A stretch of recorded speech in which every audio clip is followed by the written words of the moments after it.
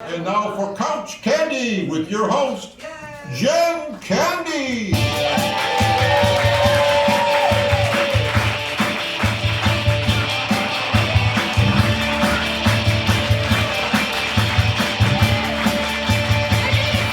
Thank you guys so much for coming out tonight. I am your host, Jen Candy. For those of you who don't know me, my father was the late, great John Candy. So tonight I have the wonderful guest, Mike Hagerty, who has so many credits, too numerous to mention, but I'm going to mention them anyway. He was in Second City alumni, of course, in the movie Overboard, and that show called Friends, and so many, many more. But before I bring him out, a man who I like to call as my film movie dad. I'll get to that later on, okay? Let's take a look at a classic Second City clip that takes place in Chicago. So take a look, we'll go.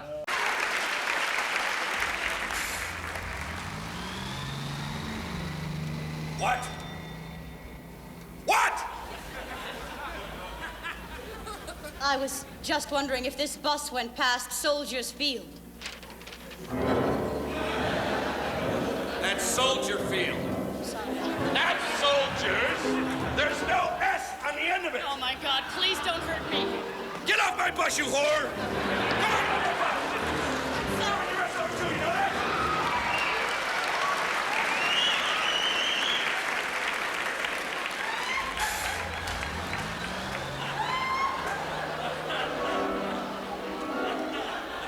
Where are you going?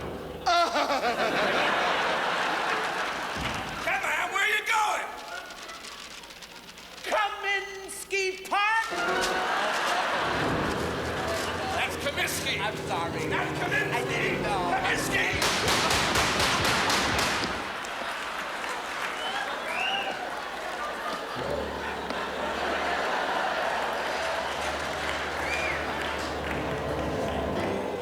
You know, I could have driven a bus anywhere in the world, but I had to pick Chicago, Illinois.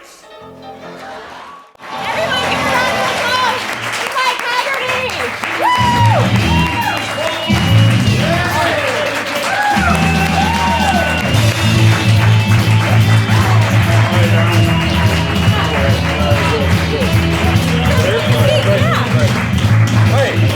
I love your band. That's It's not a great band, it's a live band. really terrific. I worked with Casper years ago. It's great, just terrific. It's fabulous. We love it. Really. You look so dapper.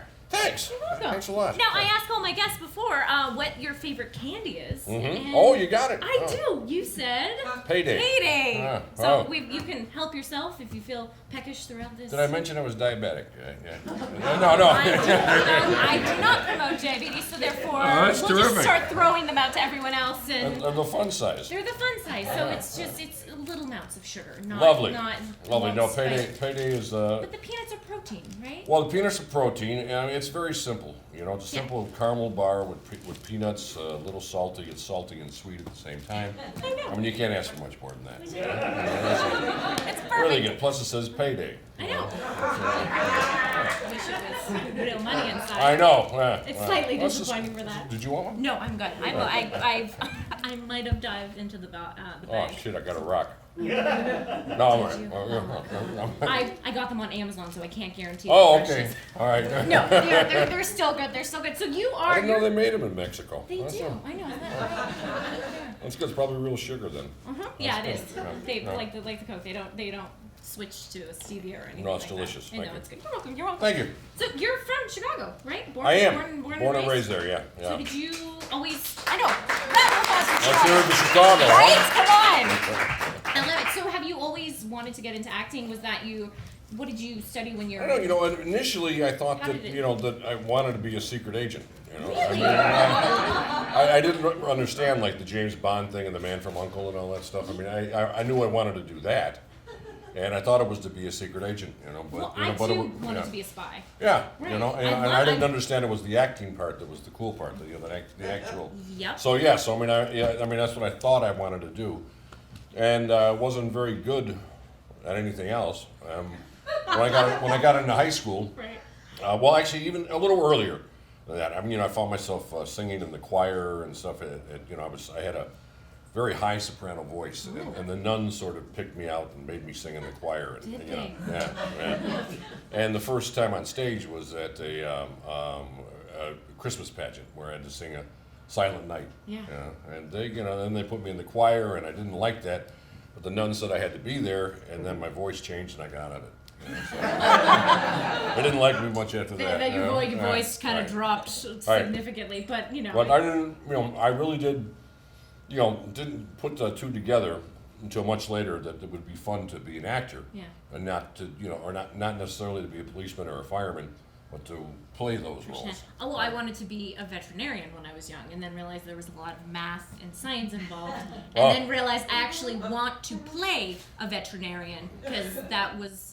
You still get to play with the animals. Yes, you still get to play with the animals. You still get to pretend like you're saving animals' lives and helping, but you really, there's no blood involved. Right, yeah, and you don't have to put anything to sleep or anything. No, and then if you are, it's in a scene, and then they wake up and then they're happy, everybody's happy, and everyone's happy, and it's Old Yeller was whoa. I still think about that. The kids still watch that movie? I don't know. I mean, every Disney movie somehow has some sort of like change or death in it. But Old Yeller. Then of course they ended with the where they Old Yeller, old is like Old Yeller is dead, Old Yeller's and dead. they got New Yeller.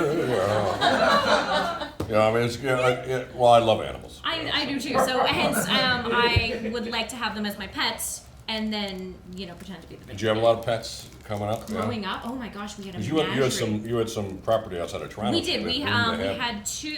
It was about an hour outside of Toronto. We had. I grew up on a farm, or as my mom and dad like to call it, a gentleman's farm, because that means no crops. No crop. We had crops, but it was more for the look of it, and then the animals were for the look of it. So we had cows to look at, and horses to look at, and that was about it. So we had, you had horses. We had horses. Wow. We had 4 Clydesdales, and then 2 like an Appaloosa, and we had riding horses. Oh, your dad was a big guy. You need Clydesdales. You need Clydesdales to just kind of see him right. Take him riding around. Right, have him riding around that. So we had that, and then we had probably at one point it was like 6 dogs, wow, that's great. A barn full of cats. That's great. And yes, I had a hamster. Oh, I had a hamster too. Sort of a what are they like a training wheel pet. And I went away to camp, to scout camp. I came home and my hamster was, and the dead. I hate to say it, but I wished my hamster he lived they're fun for about an hour and a half. He lived forever, and then he bit me, and I never wanted him anymore. He's backstage right now. Yeah, I would leave the cage open at night, and then he'd run away, and my mom's like, the hamster got out, and I'm like, I don't know what happened. I'm so sorry. And then she'd find it like a week later in her office. Wow, they're pretty resilient. A friend of mine, Pat Finn, had a hamster, and they found it. The mechanic found it in his car after about 3 weeks. No way! Somewhere it moved into the car, and it was living underneath. The guy, he got his oil changed, and the guy was vacuuming the car, and he said, you got a hamster living in there. That's where I put it. And the kid, we called it. It was a very clever name. I remember it was Hammy the hamster.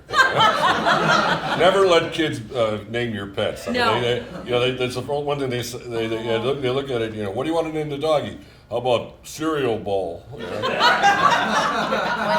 Okay, we'll name it cereal bowl. Cereal bowl, Hagerty. It's like, there you go. You're walking around the neighborhood late at night going, cereal bowl, cereal bowl. I know, you have to think about that. Oh, it's, what am I going to name it? You got to think about yelling it aloud, and if it rolls off the tongue, if it's challenging or not. These are really all mine. Huh? Those are all yours. They are all yours. You can take them home. We don't have to eat them all now, because we really don't want the sugar to spike and all that stuff. So you loved singing, you loved acting. Mm-hmm. How did you? I want to know how you found your way to Second City. Well, you go on I-57 and you get off on North Avenue. I've been waiting for that answer. Thank you. Well, interesting. Well, I hope it's interesting. I was going to the University of Illinois. Okay. Now, I was living on Taylor Street. Now, the people who live in Chicago are from there, but Taylor Street is right there at the University of Illinois. I was living down there. I was taking some acting classes. the way I found that out was that I was driving a meat truck, and I almost ran over this girl who was crossing the street that I used to go out with. Her name was Shelley Vall. And so I said, and I looked at her, and it was like, it was literally like a movie, but she goes, and I go, oh, Shelley, so I pull over the meat truck after almost killing her. And we chatted and stuff, and I said, I'm sorry, I haven't seen you in a while, how you been?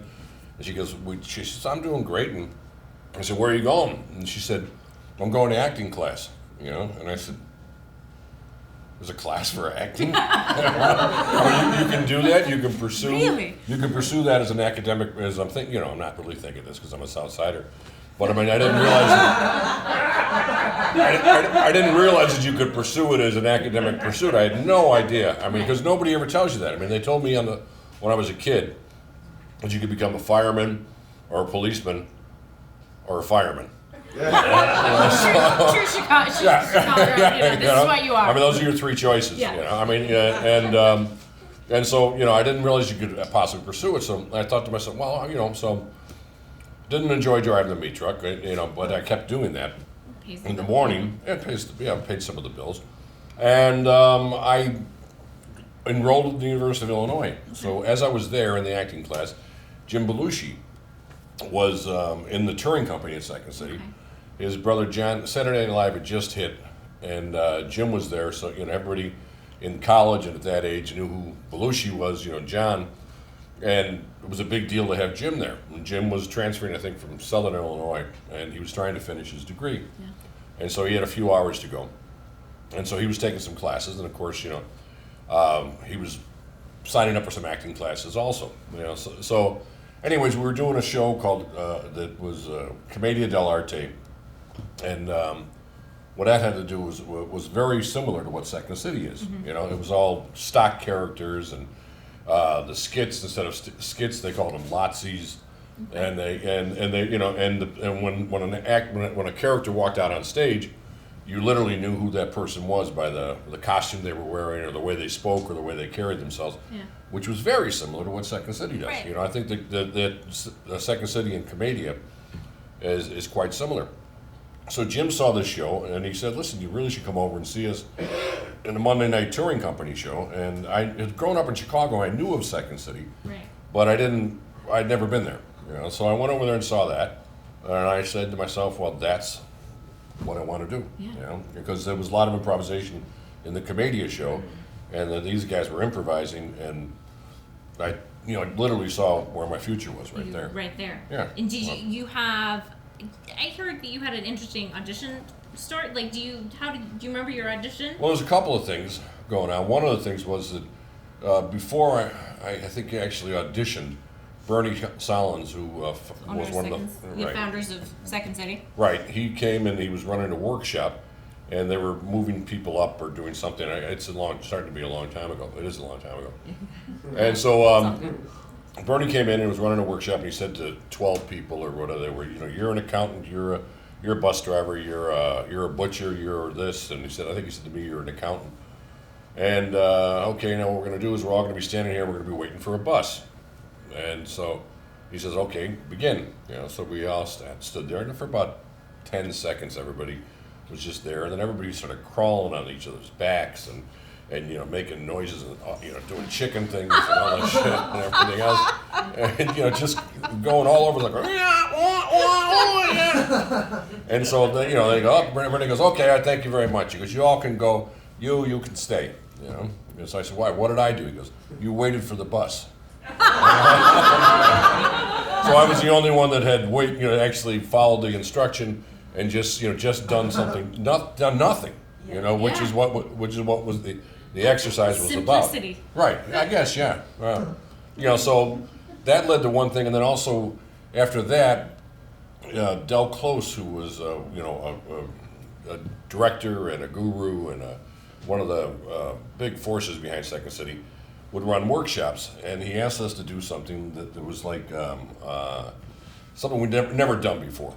Just to get the confidence and to do it like you knew what you were doing. Yeah. So I chose to do a card trick, which was just pass the or hold the deck up to the audience, and say like Okay, and then think about the card, and then I said, it was a card to 10 of spades, and I was just guessing, I was going to say, were you good at magic? I didn't know the trick, but the whole point of the exercise was to do something with confidence, like you really knew what you were doing, which is what improvisation is, I mean, even if even if you're not a dentist, but you have to sell that you're a dentist. Sell that you're a dentist, right? So I wasn't a magician by any means, but I hit it. I hit the card. Wow. So I had a 1 in 52 chance of hitting it. And you did. I hit it, and Del was like really mystical, and he actually foolishly thought that I had something. Like, oh my God, Jesus, did you see that? Then all of a sudden, what's your name again? Because Del really felt that that improvisation was something more than just he felt there was something going on in the Ethernet or whatever. He felt that there was something more to it. It was almost a religion to him. It wasn't to me, and it still isn't. But he really believed in this stuff. So when I hit that, it made a big difference. So then they said at that point, Del was treating me differently. He's like, hey, how you doing, Hagerty? I said, see, what card am I thinking of? And like a good pool shooter, I wouldn't repeat, I've done that trick. Never again. I'm retiring my cards. Retiring. Yeah. So anyways, then they were having an audition and for a kid who was coming in from Canada, and he said, "What are you doing Saturday?" And I said, "Well, I'm working at Swingles," which was I know it sounds like. I was just going to say it sounds a lot more adult than what it probably really is. Well, yeah, it was really kind of a ripoff. It was a place where people, they still around.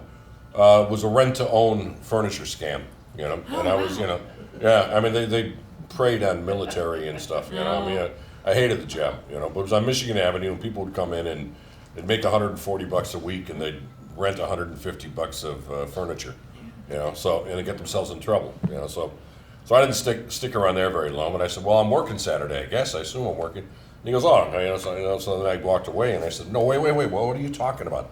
Well, he goes, well, we got a guy coming in from Canada, and we just need a warm body to audition with. Would you be interested? And I said, yeah, sure. Yeah. I mean, I'll clear it. So I got out of working and went in there and auditioned, and that was John Kapelos, who was coming in from Canada, and they hired us both. Oh wow! So yeah, wow. And so then you did the tour. You were in the touring company for a while, and then you main stage. Well, for a long time, I was in the touring company. How many years were you in the touring company? 5 years. 5 years. 6 years. Yeah. 5, 6 years. Yeah. And what was that like, being on the road for that long in a van? I didn't mind. I'd never been anywhere. Okay. I really, I mean, I'd never been in a plane. I'd never seen an ocean. We used to go on vacation. We just go to Bass Lake, Indiana. And you could almost walk there. It was like outside of Gary or some shit. I mean, it was and I remember wondering why. The lake. Yeah, I remember wondering why the sand smelled so bad. It's like yeah. But anyway, I'd never been anywhere, and I was in the touring company for quite a few years, for 5 years. No. But I learned a lot. I mean, I understudied everybody. Oh, that's great. I mean, I was one time I was there, and let's see, George Wendt was supposed to. I was going to say, who was in the touring company with you? Oh, in the touring company? Do you remember? Yeah. Well, a lot of people came through. I'm trying to think of. Yeah, I guess. But I mean, some people they would just hire, from different companies and put them right in, or put them in a company we had. It was the Chateau Louise was during that time too. Mm-hmm. So, but what was easy about that back then was it was only maybe 2 companies. There was one touring company and one company on our Chateau Louise. So figure 6 in each one of those. There's only 12 people in front of you. Oh, wow. From getting to the resident company. Now nowadays, I mean, there's workshops. I was just going to say, there's so many. I mean, there's got to be thousands. There's I mean, there's cruise ships and touring companies and Red Co, Blue Co, Green Co.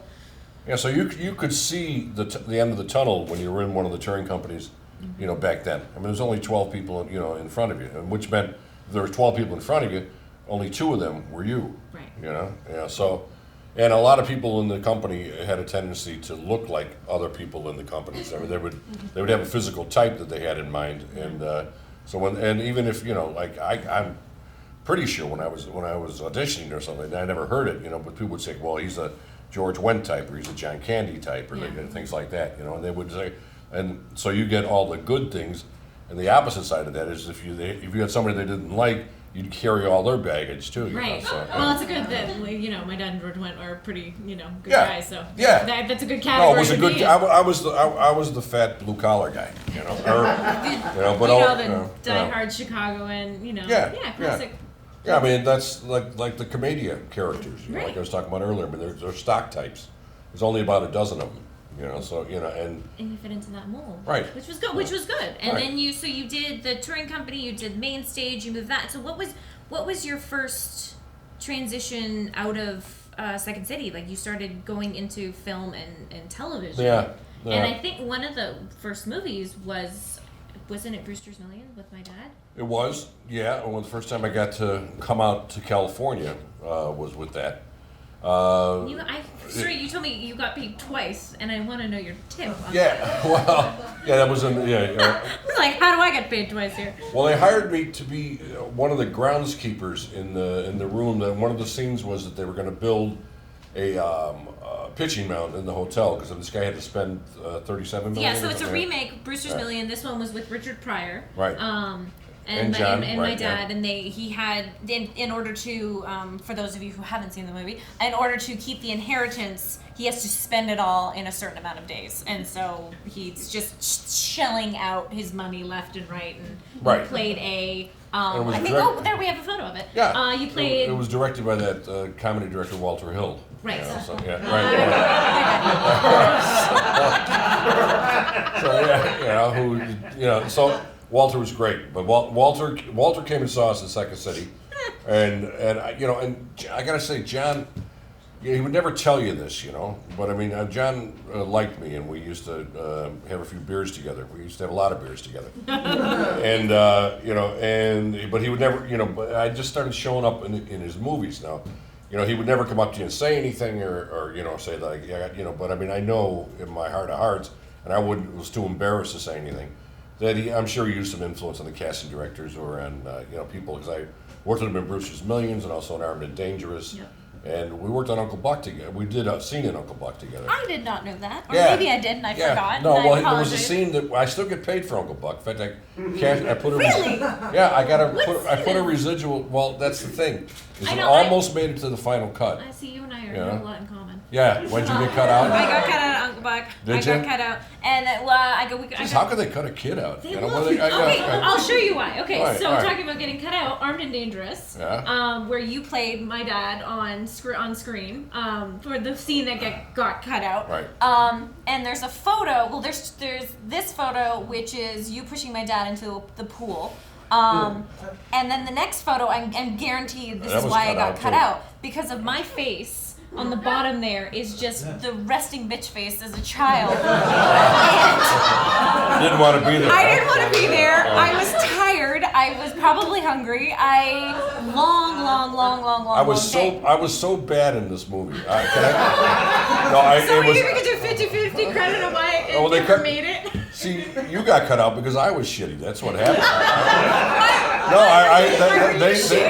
They made me. I'm terrible with lists. I just don't do that. I mean, I don't really act. I kind of react.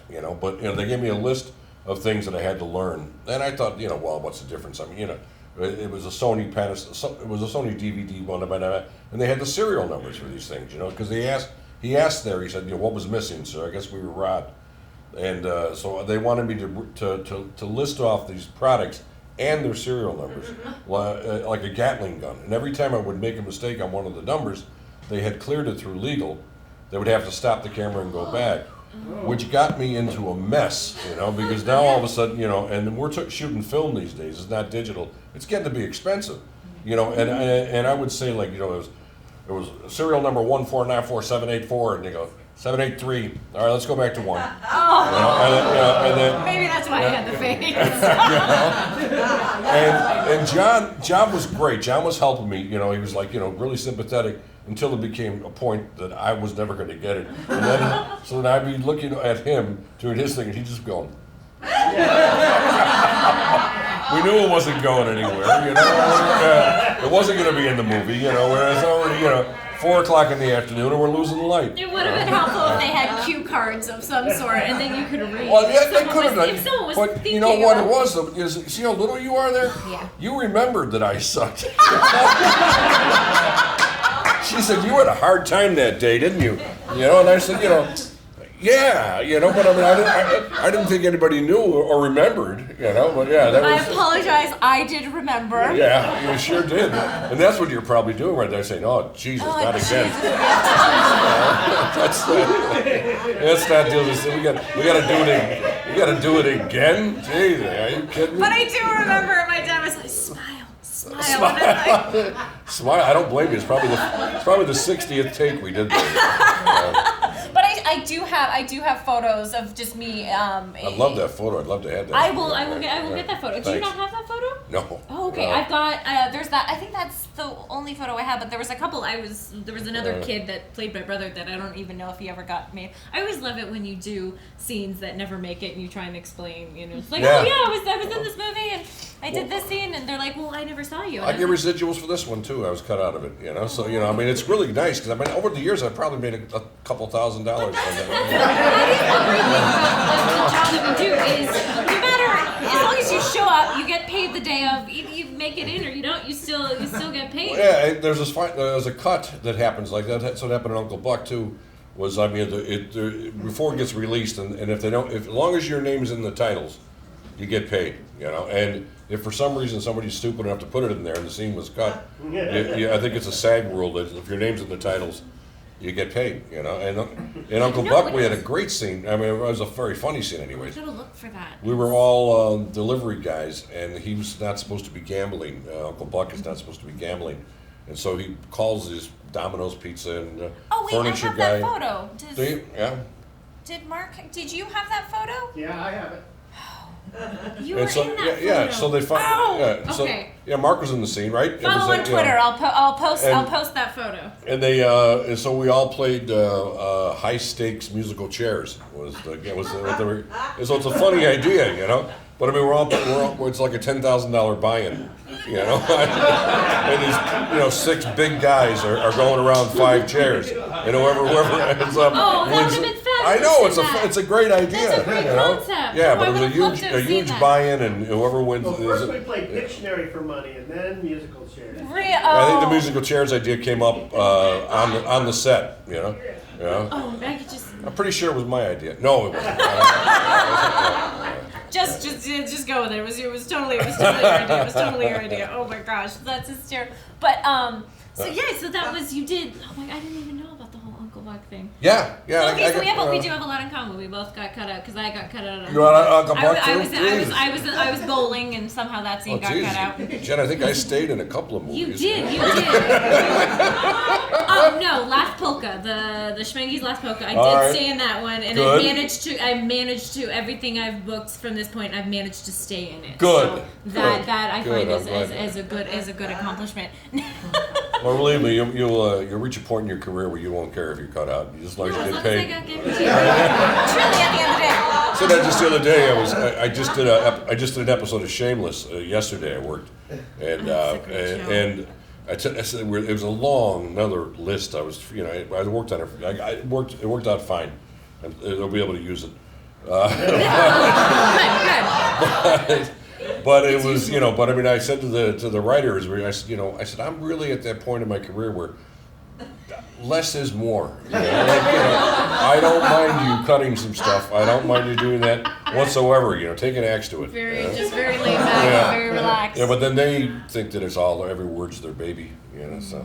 But so you're doing the television. So you started doing a television show that you said was kind of going from Richard Pryor, who was a comedic genius, to George Carlin. Yeah. And then you were on that show for a year. Yeah, the show ran a year, and I was hired.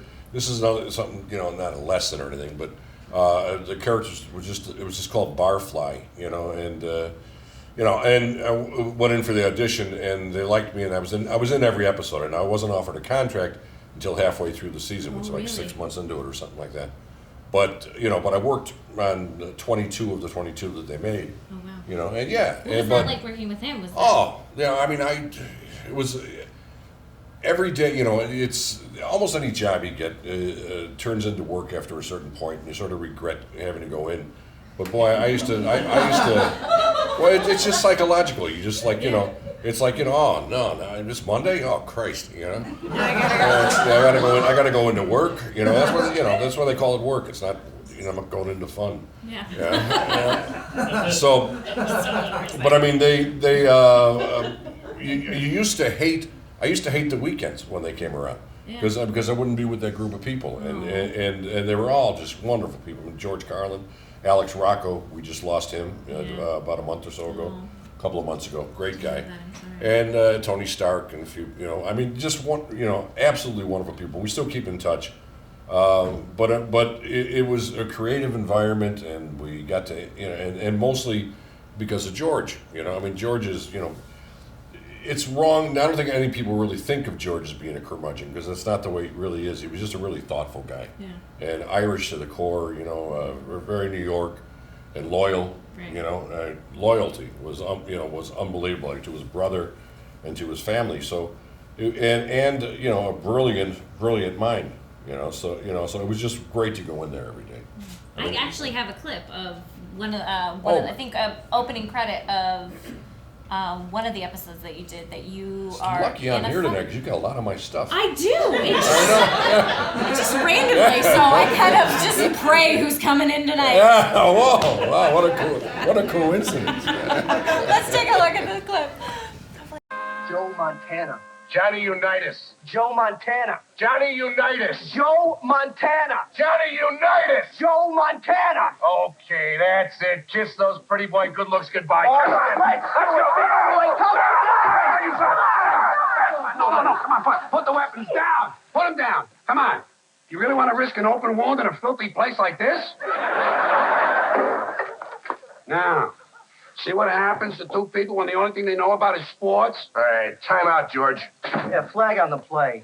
When was the last time one of you two guys read a book? Penthouse a book? Yeah,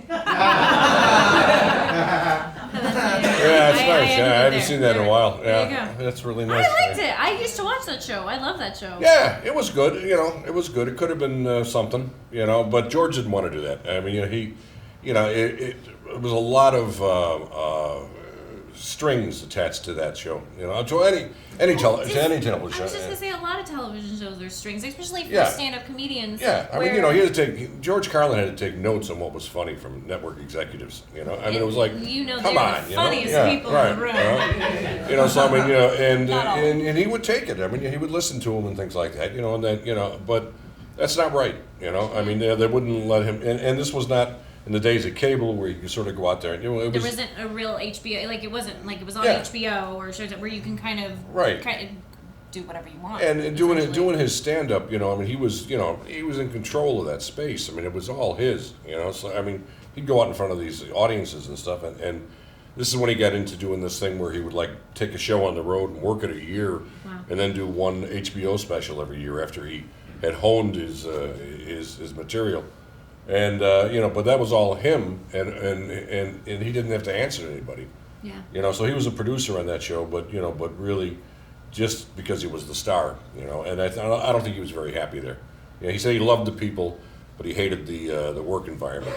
And a lot of that stuff we weren't even privy to because it was happening behind the scenes. So. Yeah, I was gonna say sometimes you don't know what goes on in those meetings upstairs, and right? Just because it sounded like he kind of kept the environment very, uplifting and family-like. But when he was on stage or down there working with us, working with the actors, he was just a champ.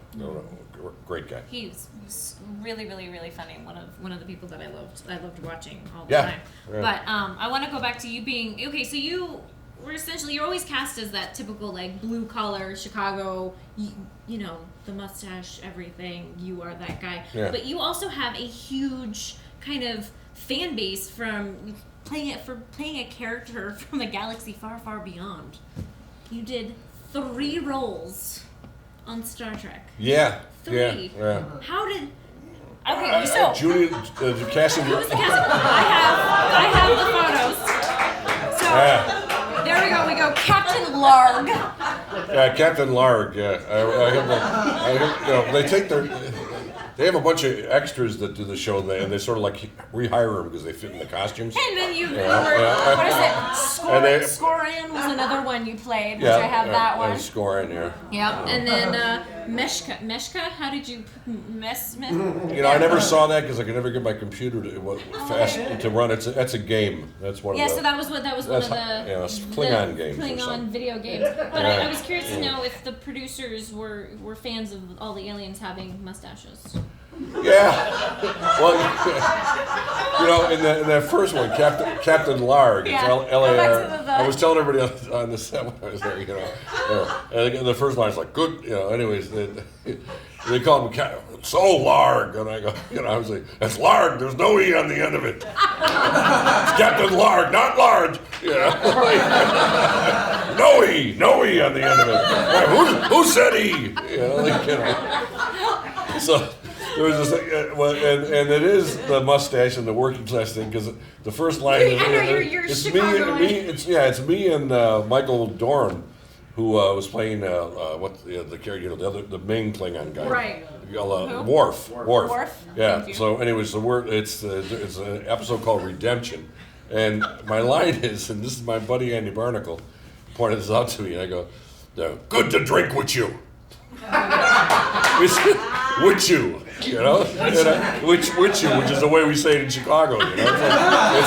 It's not good to drink with you. It's good to drink with you. So it was literally the guy was literally a Southside Klingon. And if you go back, it's the opening scene of the redemption thing. Oh, I'm gonna watch that. Good to drink with you, Worf. And I just played this like it was bad Shakespeare. I was like, false staffing the shit out of it. Worf, what do you, that is not it's the uniform of a Klingon. But it was great fun. But after I got in there, they said that they hadn't established me on campus yet. I was 3 hours in the makeup chair, and I get up to this Michael Westmore, who's the makeup guy, looks at my nose, he goes, "Wrong nose." Well, how could it? I haven't been on camera yet. How can it be the wrong nose? So it was back to the chair. They were very meticulous about their Klingons. Their Klingons and the makeup. And the cast was. The cast was great. But the people who were filling in the back of the bar and stuff like that really took their shit seriously. Because I had all this smoke and effect. It was like on some planet, and we were like, and I'm just improvising, just playing. I'm going like, I distinctly asked for a no smoking section. I just love how this Star Trek episode has just turned into like a typical Second City sketch, full on blackouts. It's like. They had these shoes on me. They were mostly, and I go, I'm walking around. I go, teeth out, and they go. I go, we got to find me something else for my feet. We got to do something about my feet. And they said, well, sir, the Klingon have cloven feet. And I go, well, I don't. Get me some tennis shoes. They have cloven feet, sir. Oh my gosh. Oh, I know. It's. I was just gonna say, being in heels on set or any form of, it's like no. All you aspiring actors, bring your own shoes. Full? Can I go barefoot? Can you just put me on an apple box if I need to be slightly higher? Like I'm not. Oh, I want comfy shoes because the moment your feet are uncomfortable. It makes the day go by forever. Wear nurses' orthopedic shoes if you can. Nobody shoots your feet anyways. But you're speaking of feet, you're good on your feet. You besides the little intro, but you when you did Friends for so many. How many years were you on Friends? Well, it was it was 5 episodes I did. I felt like it was. I know. Your character was so prominent. Seems like more. It seems like more, but it was 5, and those 5 were strong. But I was gonna say you got to dance in that. Yeah, they gave me a nice episode. It was one of their stories, and they didn't have to do that. This I think is the first time that I was on there. Right. It's an episode called Mr. Heckles or the one where Heckles dies. Right. He was the upstairs neighbor. Yeah. And you And I play the guess maintenance guy. I find his body or something like that, you know.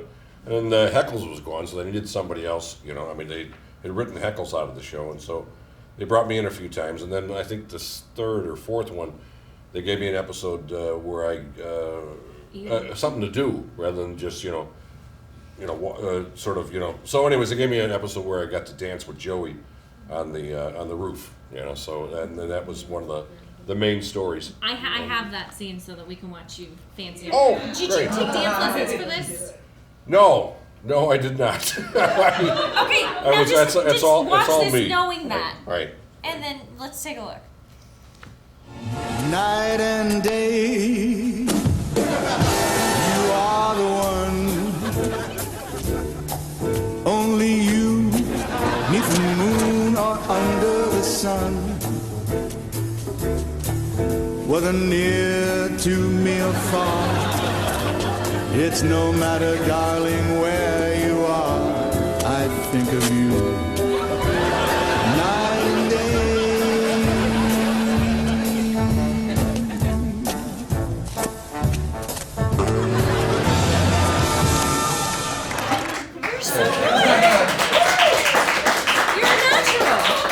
Well, thanks. I got to say that Joey was helping me out a lot there. He was leading. Well, I was, yeah. I mean, he was. They were already in their third year or something like that of the show, and he was. And I was. They made it very relaxing for me on the show, but he was. Looked like I was leading, but he was really helping me. He was. Matt was very giving in that sense, and he made me look good. Yeah, he really did. Oh, that's nice. I know. I love how you're. When I look at on IMDb, you're credited as the maintenance guy, but you're uncredited as the naked guy. Yeah. Well. Who, if you watch the show, is always. So then, how did how did that come about? No, I have to dispel that because I don't know why it's Why on is there. that? Yeah. And if I weren't so lazy, I would correct it. Okay, good. So no, I'm not the naked, ugly naked guy. Yeah. Although I wouldn't have minded if I got paid. I was gonna say, wait a second, I'm on there, so where's my paycheck? They shot the guy from the back. No, but those things are hard to control. To remove him. Once it gets on there, and I mean, yeah, I just saw that. Recently, I said, I wasn't the ugly naked guy, was I? I think they did that. There was something that my dad had done, and they had it as one of his credits, and I was like, nope, that wasn't him. And then they're like, no, then we have a photo, and I can't remember what it was. And I'm like, I looked at it, I was like, clearly not my dad, but they are convinced. IMDb is convinced he was in this movie. Yeah, and he played a villain, and that was him. And I'm like, that is not him. I also get something in Ferris Bueller. Some people think that I played the pizza guy or something like that or something. And I mean, it was around the time I was there. Right. But it wasn't me. It wasn't me. That mustache. Yeah. I guess. No, I love it. So you're always working, and you've done drama, you've done comedy, and then you I loved watching you, and one of my favorite episodes of Curb Your Enthusiasm was... Oh, yeah. So what was that like working on Curb Your Enthusiasm? Because I know that they don't have a script. You kind of get to set... Did they give you an outline? Well, they don't really give you an outline. It gives you, They don't even do that. They're limited, I mean, they're limited into how much time they have. I mean, literally, So, I mean, I think Larry and Jeff Carlin, who also works at Second City, alumni. One of the producers on the show. Larry, they know what they want, Larry mostly, it's in his head. He runs through the beats with you, and sometimes you give them what they want. Sometimes you give them more than what they want, or or something better than what they want. And sometimes you just wouldn't get it, you're not giving them what they want. So I think that the method of working is to try to work with you and see if you can't get to do what they want you to do. But if they don't, they'll literally tell you what to say. Right. That sort of thing. Did they have to do that with you, or did you? No, I just took off with them on that. Particularly with the I have the scene too, so we. Oh, do you? Is it with the table, the dinner scene. table? So there's the scene that Larry David and his wife are hosting at their house a dinner party, and you as a guest, come in and make yourself at home. Yeah, and this scene, Larry just said to go in. His note was, we're going to go in, retire to the dinner table, and just take over the dinner party. Just it's his house, and he said, just take over the dinner party. Was the direction. And this is the outcome. Hey, listen, everybody, just have a seat wherever you'd like. How about that? Okay. Excellent. I got a thing on my back. Oh, this is great. Huh? Look at this table, huh? Oh, China. These chairs, solid. You like that? Oh, yeah, we gotta get some with the wings on them, When we go to Ethan Allen or something. Come on, sit down, Larry. Everybody, just dig right in, huh? I mean, there's no reason to wait or anything like that. I mean, we'll just take the courses as they come along. Dig in. You heard him, man. Dig in. Have yourself a good time, all right? I think Larry will agree with me on this. For we sure. don't stand on tradition in this house, No. However, there is one tradition that I particularly enjoy, and please join me. In the name of the Father, Son, Holy Spirit, amen. Blessed is the Lord of these thy gifts which we are about to receive from thy bounty through Christ our Lord, amen. In the Father, Son, and the Holy Spirit, amen. Come on, let's break bread, huh? May I start with my salad now? Oh, sure, yeah. It's okay. He said it's okay to start the salad, everybody. All right, everyone, let's It's break okay. bread. Oh, there's one more thing, all right? Here's to friends, huh? Here's to friends, huh? Yeah. That was a good show, Friends. Did you have anything to do with that one? No. Hell of a show. That's in reruns now, too, isn't it? Is it?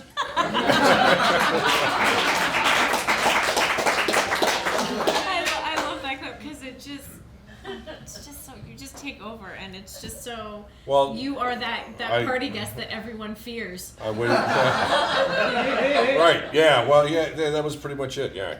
Again, I waited for the bus. How many takes did you have to do? Right, you waited for the bus, Right. and you succeeded, and you got on that bus. But Right. how many takes did you have to do that? Did you do it many Well, takes?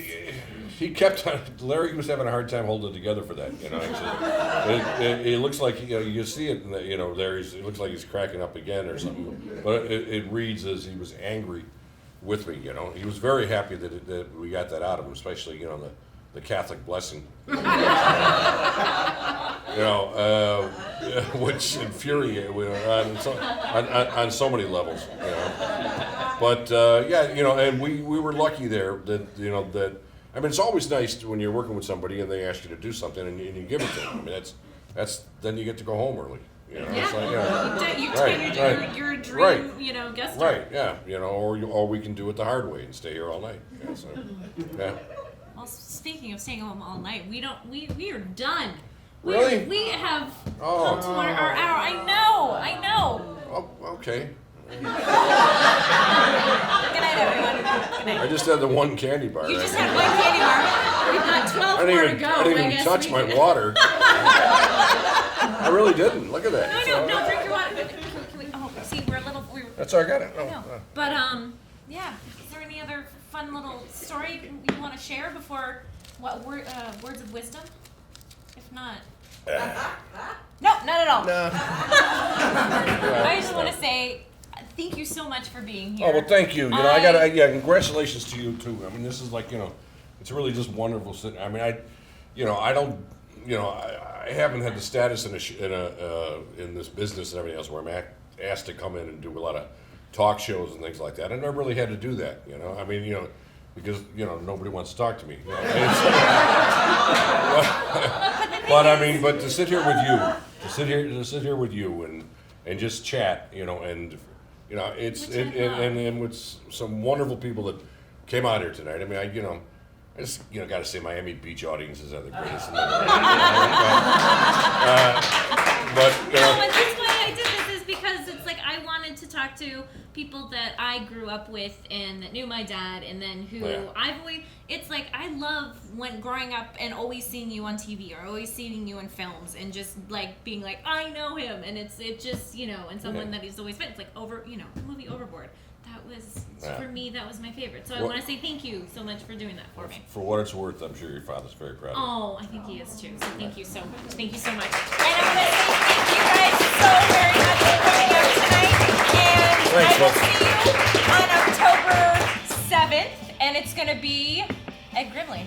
also known as Martin Short. Wow. So get your tickets, okay? Get your tickets. Wow, I'll be here for that. Yeah.